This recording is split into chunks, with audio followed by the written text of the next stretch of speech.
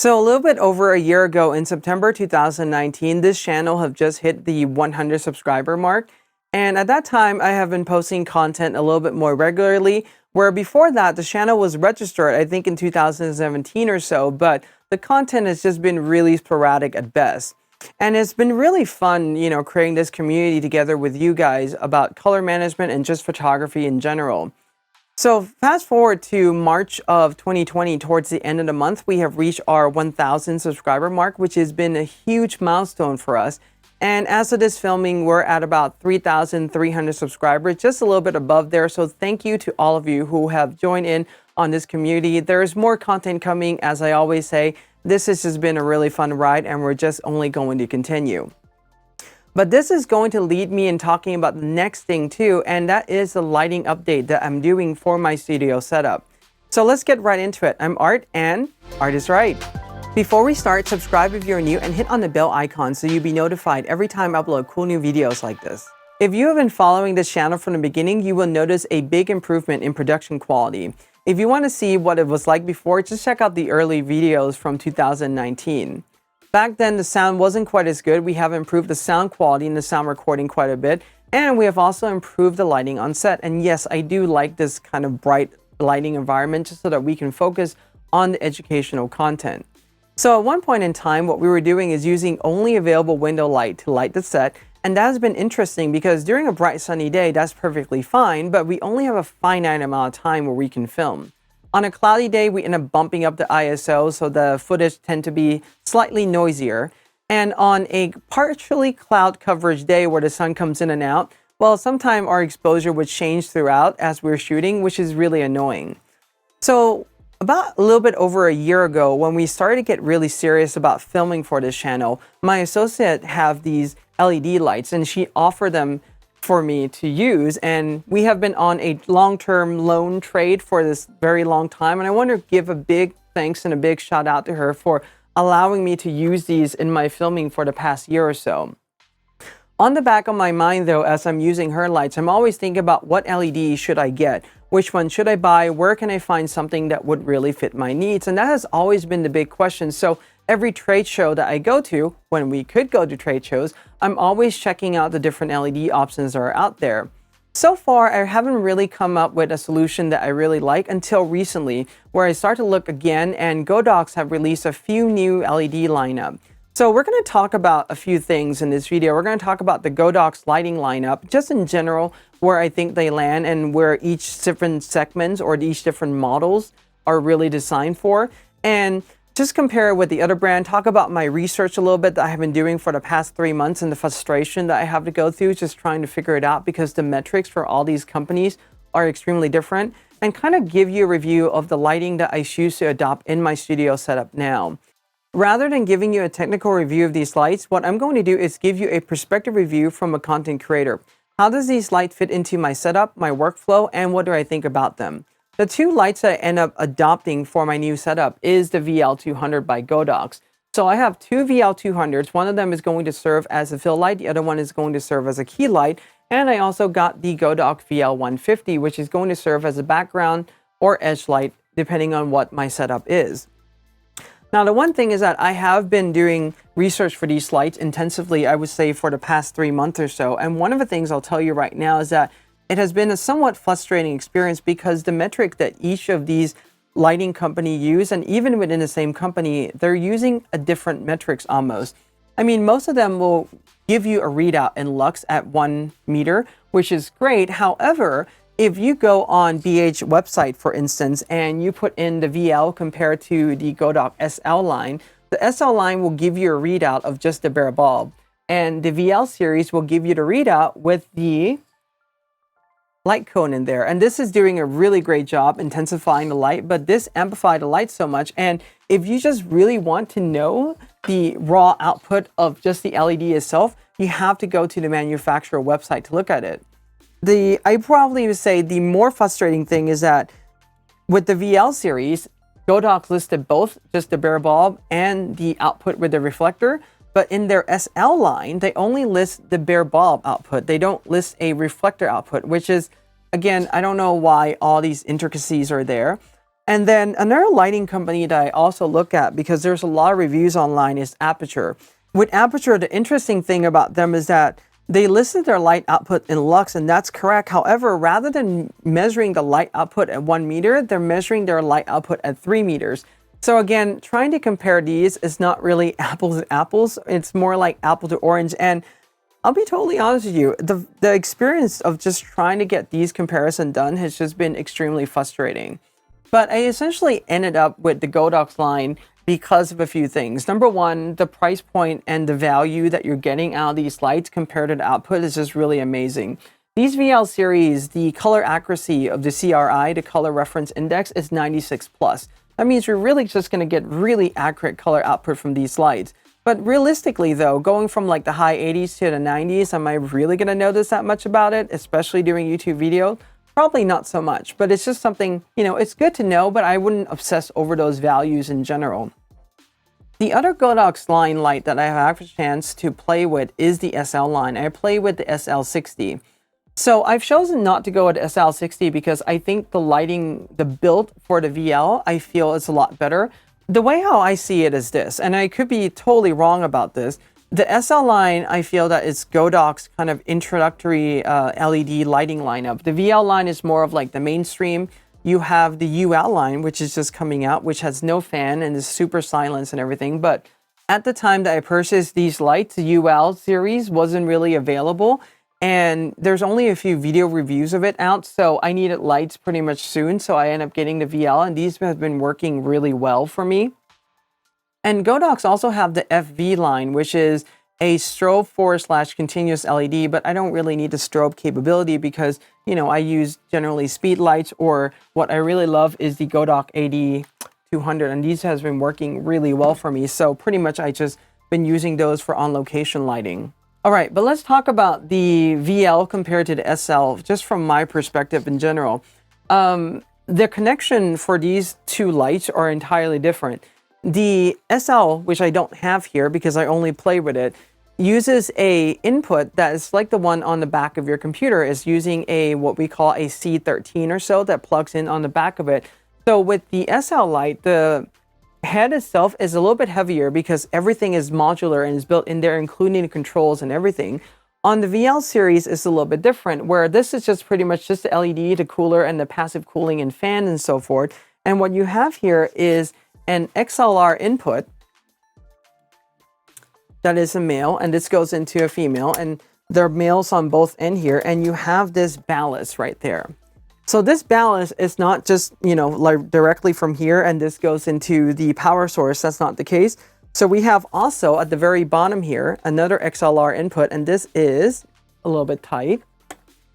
So this is an XLR female that comes from the power adapter. So this is the ballast to the light. And this is the power brick with this big extension cord here.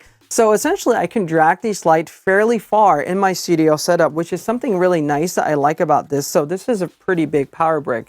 So the power brick goes into the ballast, and the ballast is doing all the controls for the lights and so forth. So you have, this is pretty much the power. You can go in and control different brightness. That is super bright right now. So let's bring that down.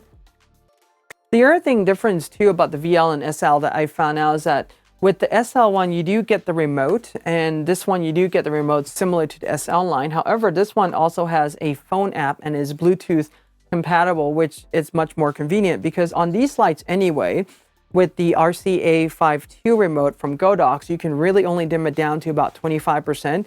And trying to switch between the different groups, for example, key, I have it set to A, fill to B, and then the edge light to C.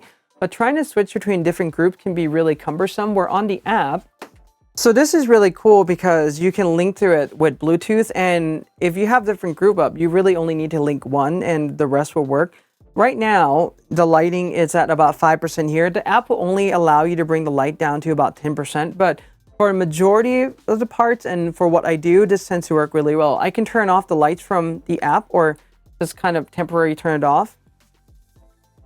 Turn it on again. I can also control the key. Let's turn the key off for a second here.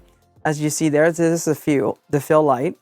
Let's turn the key back on. And this will work throughout the same thing. For instance, on the this light right here, which is set to group A right now, I can go in and swipe to do a 10% increase. This is getting really bright there. Bring it down, or I can just minutely control it that way too.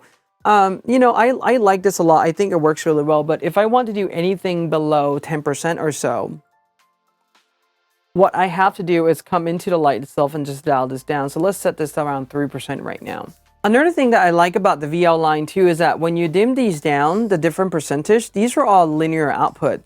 So at 50%, you're really outputting a light at 50% less light. This is something different on the aperture and some models anyway, because it works on a log curve almost, where, you know, at the brightest value is brighter, but as you start to dim down, it gets darker much quicker. I think on the newer one, you can go in and change the way how that behaves, but that's my understanding of it. Again, I don't have their lights to really test out, so it's hard to say. But again, these lights have so far been working well for me. They represent a great value. And one of the things that I want to mention is that the reason why I got these VL200, and after I got these, I realized that I could have gone in with just the VL150 for all of them, because this is really outputting enough light for what I really need in my studio. But a few things. Getting a more powerful light is not a bad thing, because you can grow with the light in the future. In case you need more lights, you already have a light that's capable of doing that. The other thing too is I don't mind running these lights at a lower output. This way, for instance, if I'm running this at only about 20% or so, the fan doesn't even kick in, so it's super silent, right? If I would have used for instance, the VL150, I have to run it with a higher output, and then there's a higher opportunity of the fan turning on. So that's just something to think about too when you're buying LED lights. Buy more than you really need, just because you can grow into it in the future, and also it doesn't really kick on the fan at the, you know, lower output that you use. Let's now talk about the goal and what I really wanted in my new lighting setup. I was primarily looking for a light that has more power output than the one that my associate have. So the one that my associate have, are generally OEM manufactured thing in the case, and different companies would buy them and stamp their own name on it. So once I've got these, I've done more research, and then I finally found the light output for these lights. And the output of this is listed, and it doesn't even give you the meters or anything like that. It's just listed as 15,000 lumens with the reflector. And it doesn't even list like the bare bulb output, which is really frustrating. As I mentioned before, all these companies use different metrics to measure the light output, which is frustrating. But essentially, for the longest time, what we have been doing for our studio lighting setup is that 2 of these would get bounced into an umbrella, and that would serve as a key running at full power, where another one would be on the other side, and it would be bounced into an umbrella as well, and that would serve as the fill light that we use on the set. So the lighting is a little bit flat, but I mean, the key light's a little bit stronger, as you have somewhat of a really like directional lighting from that. Moving on to a new lighting setup, well, these ones can output 15,000 lumens with the reflector, again, unknown distance. But with these, the VL series, at least the VL2000 anyway, it's like 70,000 something plus lumens. So it's a lot of power that it can output, especially with the reflector. And you can see the bare bulb here. So these are much more powerful lights. So now let's talk about the lighting modifiers. Because these lights are not as powerful, as I mentioned before, I have to pull 2 of them together into an umbrella, bouncing back at me in order to get a key light. Because these are much more powerful, what I have gone out to do is purchase a Godox 48-inch Octabox, which you see here. And I have the egg crates in front of them so that the lighting will be more directional, but it's still really soft directional lighting that's coming in on me as a key light. For the fill light, right now I am using a smaller 36-inch Octabox, which is the one right here. You're not going to see it. And this is on the VL200. So for the key light, when I'm using the 48-inch Octabox, it's generally running at about 50 to 60% power output, so a little bit on the higher side. But on this fill light right here, I generally run it between 15 to 25% power output, and that gives me enough fill light that I need for the environment that I'm in right now. I'm looking forward to getting the Godox Lantern Light Modifier, but that's not available yet, or it has been available but has been short stocked. So the moment I have that, what I'm probably going to do is use a lantern as a fill light. So this way it even gives it more of a soft, non-directional fill. And then I'll move this 36-inch Octabox into this or something to use as the edge light. One more thing about the edge light right now is that, so I have the reflector on it, but the reflector tends to reflect the lights too much. So I like to put a grid on my reflector so that it just gives me the edge light. I don't have it on right now.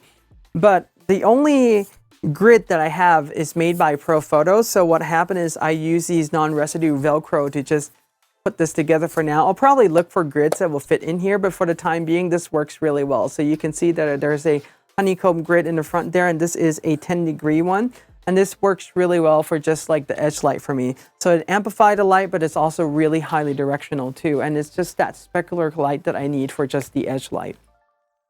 Another thing that I want to mention about the VL series too is that I believe this is the only Godox light that comes with a case, and the case is actually pretty cool. So this is what the case looked like right here, and inside it, I mean, obviously you'll find a shoulder strap and just places to put, you know, the lights in general, the reflectors. And in fact, I have the barn doors and everything in there.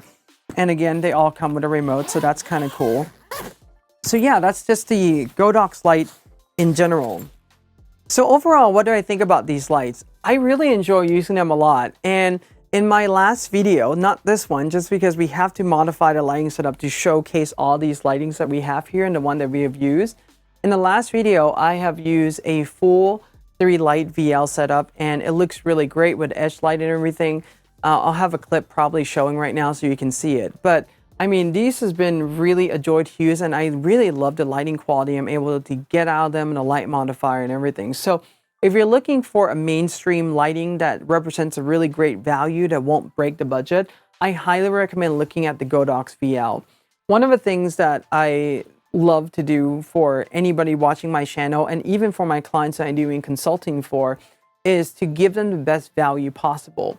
So essentially with these Godox VL, you're looking at a light that has a quality of, I would probably say like 90 to 95% of what the Aperture can, at literally about, you know, 30 to 50% cheaper.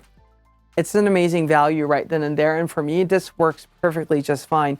This is also another reason too why, you know, I'm using other Godox products. For instance, the flash on my Nikon camera, I'm using these Godox lights, or these Godox speed lights now, that has these lithium ion batteries, so that it has faster recycle time. I don't have to carry the extra battery pack, unlike what you get with the SB900. And the other thing too about these lights is that they're a third of the price of a Nikon flash or a Nikon speed light. Granted, you know, the TTL is not going to be as good as Nikon, but, you know, you learn how to work around it at a third of the price. I mean, to me, these represent great values. And the review here, they're not paid for by Godox. They didn't send me these lights or anything. These are lights that I purchased with my own money. And none of the reviews on this channel are paid reviews. I mean, everything has pretty much been, the company would send me the product, or I would buy the product and I would just review them. So you're getting an honest assessment from me. But again, I really enjoy using Godox Light, and it has been really the pinnacle of what I do for the past few years, especially with their AD200. I mean, this has just been amazing to use on location because it's powered, it's battery, it's self-contained, it's everything. So anyway, I hope that you find my perspective review on these Godox VL LED continuous light helpful in my studio setup, just kind of my overall thoughts of it. If you have any questions about this, leave in the comment section below. Give this video a like, subscribe if you're new, hit on the bell to be notified every time I upload cool new contents like this, and until next time, ArtIsRight.